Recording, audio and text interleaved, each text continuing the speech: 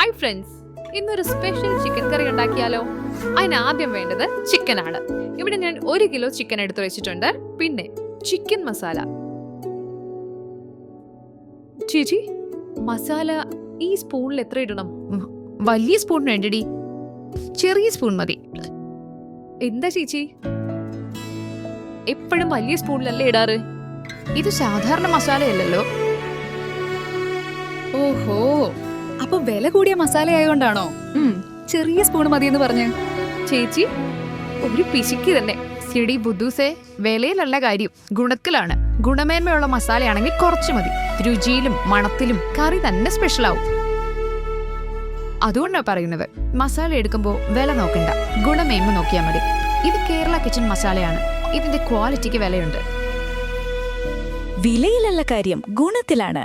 Kerala kitchen ഗുണമേന്മയിൽ number 1.